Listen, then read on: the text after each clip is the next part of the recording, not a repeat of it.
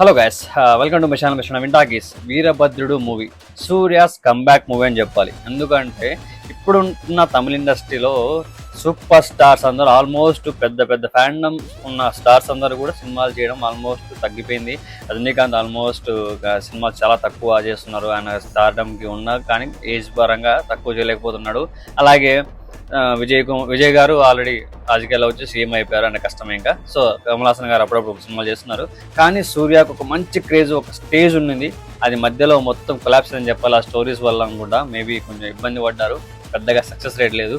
అది కూడా తెలుగులో సక్సెస్ అయితే వాళ్ళు నిజంగానే పెద్ద సక్సెస్, పెద్ద హిట్గా భావిస్తారు అనమాట. వాళ్ళకి అదే సక్సెస్. తమిళ్లో మామూలుగా అవుతుంది, కానీ తెలుగులో అయిందంటే మాత్రం ఆదరణ వేరే విధంగా ఉంటుంది, కలెక్షన్స్ కూడా వేరే విధంగా ఉంటాయి. అలాంటి సినిమా ఈ వీరభద్రుడు అని చెప్పాలి. సూర్యకి మళ్ళీ కంబ్యాక్ మూవీ, తెలుగులో ఒక మంచి సినిమా తీశారని చెప్పాలి. అసలు ఎక్స్పెక్ట్ చేయం స్టోరీ, ట్విస్ట్లు, టర్న్లు, కొన్ని ఎలివేషన్స్ బాగుంటాయి, కొన్ని కామెడీ సీన్స్ కూడా బాగుంటాయి. చూడండి సినిమా థియేటర్లో.